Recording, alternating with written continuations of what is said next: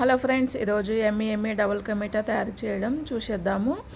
చూడండి, కావాల్సినంత oil పోసేసుకొని oil అనేది వేడెక్కనిద్దాము. ఆయిల్ వేడెక్కినాక ఇగో బ్రౌన్ బ్రెడ్తో నేనైతే డబుల్ కా మీఠా అనేది చేస్తున్నాను. వైట్ బ్రెడ్ అనేది మేము తినము, బ్రౌన్ బ్రెడ్ తింటాం కాబట్టి బ్రెడ్ అనేది చాలా మిగిలిపోయింది. అందుకే డబుల్ కా మీఠా అనేది చేస్తున్నాను. ఇలా ఆయిల్ వేడెక్కినాక డబుల్ కా మీఠాను పీసులుగా కట్ చేసుకొని ఆయిల్లో ఫ్రై చేసుకోవాలి అన్నమాట. ఇలా నేనైతే ఫ్రై చేసుకున్నాను 5 to 6 పీసెస్. మీరు గనక ఇంట్లో బ్రెడ్ మిగిలిపోతే ఏం చేస్తారో నాకు కామెంట్ చేయడం మాత్రం మర్చిపోకండి. నా వీడియో ఫుల్ చూడండి, పక్కనున్న బెల్ బటన్ని నొక్కండి, మీకు కొత్త నోటిఫికేషన్స్ అనేది వస్తాయి. నా వీడియో కనుక నచ్చితే ప్లీజ్ లైక్ చేయండి, సబ్స్క్రైబ్ చేయండి. ఇలా నేను అన్నీ ఫ్రై చేసి అందితే ఆయిల్ అయితే డీప్ ఫ్రై చేసి పెట్టేసుకున్నాను. ఎందుకంటే బ్రౌన్ బ్రెడ్ కాబట్టి మనకు బ్రౌన్గా ఉంటుంది, ఇది గోల్డెన్ కలర్ వచ్చేటట్టు ఫ్రై చేసి పెట్టేసుకోవాలన్నమాట.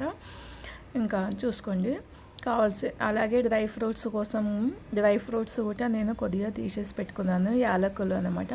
ఇంకో కడాయి పెట్టేసుకొని ఇంకా నేనైతే పాకం అనేది రెడీ చేసుకుంటున్నాను అనమాట. కావాల్సినంత స్వీట్ మీరు ఎంత తింటే అంత షుగర్ అనేది యాడ్ చేసుకోండి.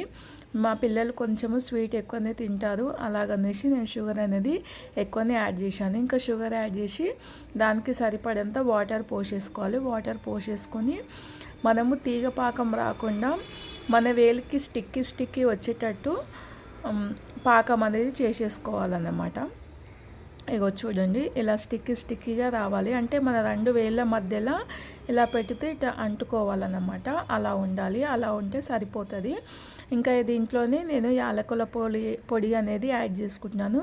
మీ ఇంట్లో డబుల్ కా మీఠా ఎలా తయారు చేస్తారో నాకు కామెంట్ చేయండి అన్నమాట. నేనైతే ఈ విధంగా తయారు చేస్తాను. ఇంకా దీంట్లోనే నేను ఫుడ్ కలర్ కూడా యాడ్ చేసేసుకున్నాను.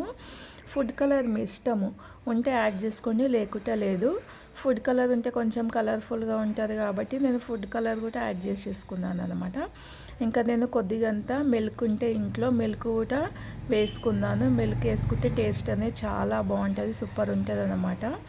ఇంకా మిల్క్ కూడా వేసేసుకొని కొద్దిసేపు ఈ మిల్క్ అనేది కాచి చల్లార్చి పెట్టుకున్న మిల్క్ అనమాట, పచ్చి మిల్క్ కాదు. ఇది మిల్క్ వేసేసుకొని మిల్క్ కొంచెము ఒక పొంగు వచ్చే వరకు ఉడకనివ్వాలి. ఉడకనిచ్చినాక ఇంకా ఈ బ్రెడ్ ముక్కలు ఉన్నాయి కదా, ఇవన్నీ ఈ పాకంలో వేసి కొంచెము స్టవ్ ఆన్ చేసుకోవాలి. మిడిల్లో స్టవ్ ఆన్ చేసుకొని ఇంకా ఈ పాకం మొత్తము దీనికి పట్టేయించేదాకా కొంచెం ఉడకనివ్వాలన్నమాట. ఇంకా నేనైతే ఇలా ఉడకనిచ్చాను. ఉడకనిస్తే చూడండి, మంచిగా మనకు విరిగిపోదన్నమాట, పీసెస్లా అనేది ఉంటుంది.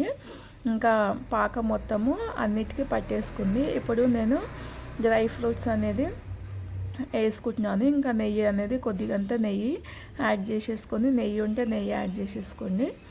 డ్రై ఫ్రూట్స్ వేయాలంటే వేసుకోండి, లేకపోతే లేదు, ఆప్షనల్ మీ ఇష్టం అండి. ఇంకా నేనైతే నెయ్యి అనేది ఎక్కువనే వేసేసుకున్నాను. నెయ్యి ఎక్కువ వేసుకొని కిస్మిస్, బాదం, కాజు అనేది నెయ్యిలో మంచిగా ఫ్రై చేసేసుకొని ఇంకా లోపల అనేది వేసేసుకొని కలిపేసుకోవడమే అన్నమాట. చూడండి, ఇంకా లోపల వేసేసుకొని కలిపేసుకున్నాను. ఎమ్మి నోరు రుంచే డబుల్ కా మీఠా రెడీ అయింది. ప్లీజ్ లైక్ చేయండి, సబ్స్క్రైబ్ చేసుకోండి.